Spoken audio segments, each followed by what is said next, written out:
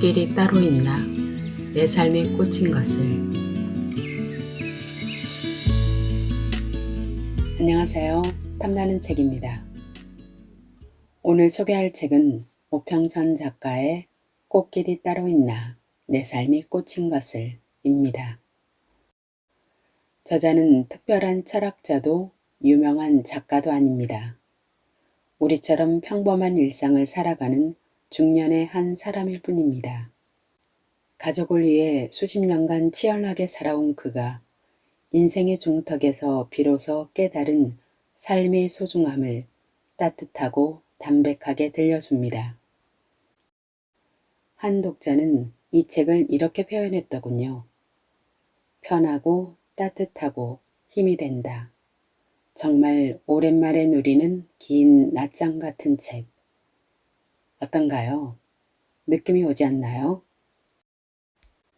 봄 햇살 같은 이 책의 문장들이 여러분에게도 따스하게 스며들길 바라며 탐나는 책과의 데이트 시작하겠습니다.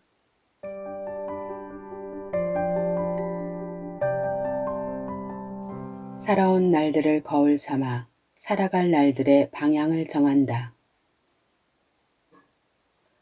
겨울을 이겨낸 매화와 산수유꽃이 한참 피던 봄. 만물이 활력을 되찾고 축제를 시작할 때 나는 삶의 끝에 서게 되었다. 중환자실. 대부분 의식이 없는 환자들 속에 정신만은 멀쩡한 내가 있었다. 딸의 결혼도 순조롭게 진행되었고 출간한 책이 반응도 기대 이상이었다. 아주 오랜만에 아내와 유럽 여행을 떠나기로 결정도 했다. 가족들도 무탈하니 걱정거리가 없었다. 하지만 이상하게도 한편으로는 불안했다. 반평생 넘게 살아보니 매번 좋은 일만 있지는 않다는 것을 잘 알기 때문이다. 맑은 하늘 뒤에 먹구름도 오고 태풍도 온다는 것을 살면서 경험해봤기에 행복을 온전하게 누리지는 못했다. 그러던 어느 날 밭에서 일을 하는데 갑자기 가슴이 조여오고 식은땀이 나더니 압박이 점점 심해졌다. 이러다 죽겠다는 생각이 들어 급하게 아내에게 전화를 해 119를 불러달라고 말했다. 짧은 순간 가족들 얼굴이 떠오르며 이렇게 헤어지는 건가 하는 생각이 들었다. 구급차를 타고 인근 종합병원에 와서 각종 검사를 받았다. 급성 심근경색이었다. 바로 스텐트 삽입술로 처치했다. 조금만 늦었어도 생명이 위험했다고 한다. 그렇게 중환자실에 입원을 했다. 중환자실에 있으며 수많은 생각을 했다. 죽음이 문 앞에 서보니 정말 소중한 것이 무엇인지 선명해졌다. 가족들과 더 행복하게 사랑하며 살 것을, 좋아하는 여행을 더 많이 하며 더 보고 느끼며 살 것을, 남겨진 가족이 덜 혼란스럽게 정리를 해둘 것을. 살면서 죽기 살기로 쫓았던 것들은 내 머리에 들어올 틈이 없었다. 다행히 건강이 호전되어 나는 새로운 봄을 다시 맞이했다. 그리고 죽음이란 내 주변에서 맴돌다 언제든 나타날 수도 있다는 것을 자연스럽게 받아들이게 되었다. 그리고 죽음 앞에서 더욱 소중하게 느꼈던 것들을 되돌아보며 내게 주어진 모든 것에 감사하는 마음이 생겼다.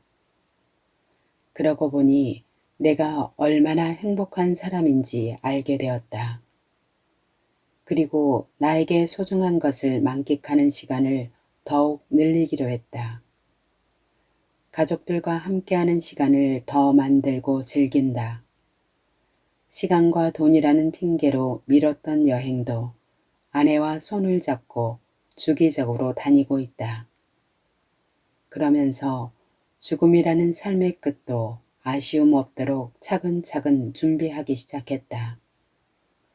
누군가를 위해 남길 것이 없나 찾다. 아내와 함께 장기, 인체 조직 등 기증 희망 서약을 했다. 연명치료 거부 신청과 아내와 함께 잠들 수 있는 목장도 알아보고 있다. 죽음의 순간은 언젠가 꼭 온다. 그때가 오더라도 미소를 지으며 떠날 수 있도록 내게 주어진 삶을 소중히 여기며 살자. 어떻게 죽을 것인지 생각하면 지금 어떻게 살 것인지 알게 된다. 진정 소중한 것들, 내가 남기고 싶은 것들이 무엇인지 좀 더 일찍 깨달았다면 좋았겠지만 지금이라도 늦지 않았다.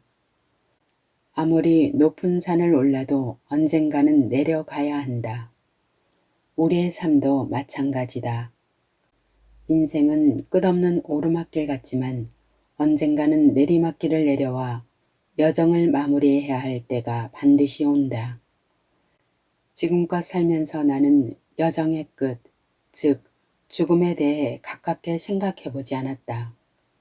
나는 언제까지나 고개 들고 앞만 보며 산을 오를 것으로 생각했다. 후회 없는 삶은 불가능한 것 같다.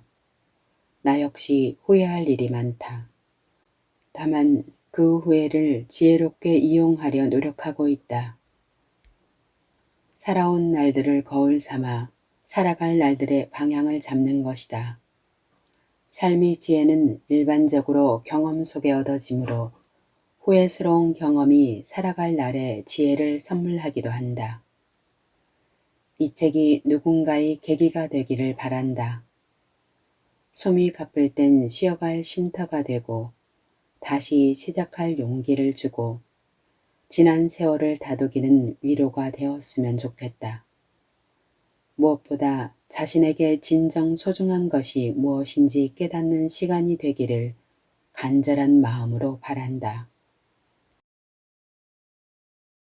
산책할 때 몰래 버려야 할 것. 심리학자 어니 젤린스키는 걱정에 대해 이렇게 정리했다. 40%는 절대 현실에서 일어나지 않는다. 30%는 이미 일어난 일에 대한 것이다. 22%는 사소한 고민이다. 4%는 우리 힘으로 바꿀 수 없는 것이다. 4%는 우리 힘으로 바꿀 수 있는 것이다. 즉, 대부분 쓸데없는 걱정이다.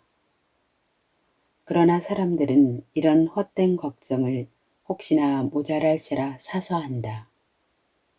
그리고 걱정에 파묻혀 시간을 허무하게 보낸다.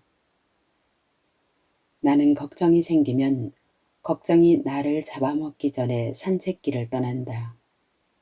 그리고 누가 볼세라 산책길에 슬그머니 걱정을 버리고 와버린다. 걱정이 머릿속에 꽉 차면 무엇도 시작할 수 없다.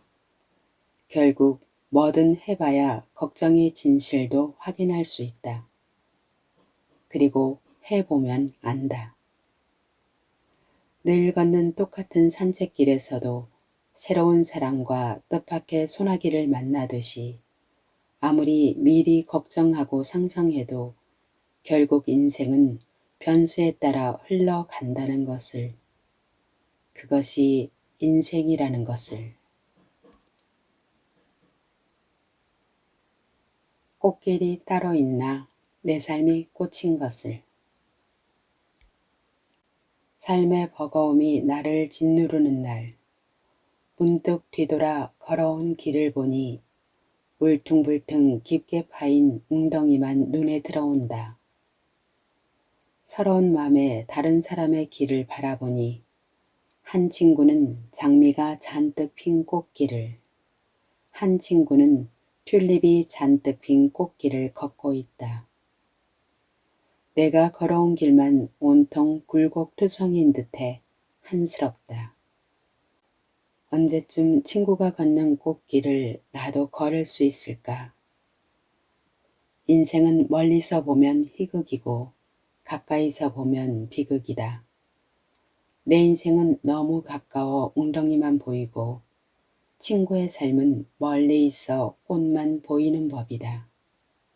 그러나 어느 날부터 웅덩이 옆 잔뜩 피어있는 들꽃들이 서서히 눈에 들어오기 시작했다. 그간 곁에 두고도 왜 보지 못했을까? 나와 함께 걸어준 이름 모를 꽃들이 내게 얼마나 소중하고 고마운지 알게 되었다. 꽃길을 찾아 헤맨 시간이 아깝다. 꽃길을 따로 찾아 헤맬 필요 없이 내가 지금껏 지나온 길도 꽃길이었다. 내 삶 자체도 꽃이었다. 나를 똑 닮은 나만의 꽃. 일교차가 심한 것을 보니 인생이 깊어지려나 보다. 일교차가 큰 시기다. 날씨의 높낮이만큼 작물들은 성장한다. 무는 몸통을 키우고 배추는 속을 채우고 코스모스는 하늘을 향해 고개를 쳐든다. 무잎을 엮어 처마 밑에 걸어두면 겨울에 얼었다 녹았다를 반복한다. 그런 시래기가 맛이 깊다. 늘 따뜻하고 기쁜 일만 있다면 마음은 더 자라지도 채워지지도 깊어지지도 못할 것이다. 찬 바람이 조금만 불어도 얼어붙고 말 것이다. 뜻밖의 선물을 줬다가 뜻밖의 비극을 주는 날이 있다면 세상이 원망스럽기도 하겠지만 일교차가 심한 날이려니 인생이 깊어지는 시기려니 생각해보자. 사랑한다는 말이 왜 무서웠을까? 만약 배우자에게 사랑한다는 말을 하면 어떨까? 보통은 이상한 반응이 돌아온다. 나 몰래 뭐 잘못했어? 뭐 잘못 먹었지? 무섭게 왜 이래? 그런 반응을 몇 번 겪다 보면 사랑한다는 말을 하기가 겁이 난다. 따뜻한 말은 미루기 시작하면 목에 걸린 듯 점점 더 꺼내기 어려워진다. 그래도 멈추지 말고 계속 던져보자. 그러면 냉소적인 반응도 점점 달라질 것이다. 사랑하는 사람이 어제처럼 옆에 있을 것이라, 늘 가까이에 있을 것이라고 자신하지 말자. 언제라도 세상을 떠날 수 있는 것이 인간이다.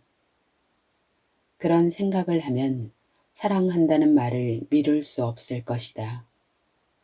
사랑한다는 말에 툭툭거리진 못할 것이다. 아껴야 할 것들만 아끼고 사랑한다는 말은 아끼지 말기를. 용서는 결국 나를 위하는 길이다. 용서는 이타적인 행위 같지만 사실 자신을 위하는 길이다. 마음속에 있는 미움을 걷어내는 순간 그렇게 마음이 편할 수 없다. 미움과 화는 독을 생산한다. 이 독은 결국 자기 자신이 먹는다. 그리고 상대를 용서하는 순간 해독제가 만들어진다. 감정의 골이 얕든 깊든 적당히 신경을 끄고 용서하는 것이 나에게 이롭다.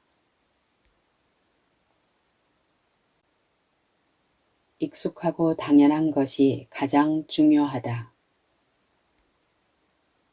나를 둘러싼 모든 것들이 그냥 주어지는 것이 아니라는 사실을 잃어본 후에야 깨닫는 경우가 많다. 단잠을 자는 것도 감사한 일이고 아침을 맞이하는 것도 감사한 일이고 파란 하늘을 느낄 수 있는 것도 가족이 곁에 머물러 있는 것도 모두 감사한 일이다. 너무도 당연하게 생각했던 중에 당연한 것은 하나도 없다. 모두 감사한 것들이다. 익숙하고 당연하다 느끼는 것들이 무엇보다 중요하다는 사실을 뒤늦게 깨닫는 사람이 많다. 우리는 더 가지지 못해 불행한 것이 아니라 중요한 것이 무엇인지 몰라서 불행한 것이다. 이 진리를 삶을 마무리할 무렵에 느낀다면 후회의 한숨을 쉬며 떠날 것이다.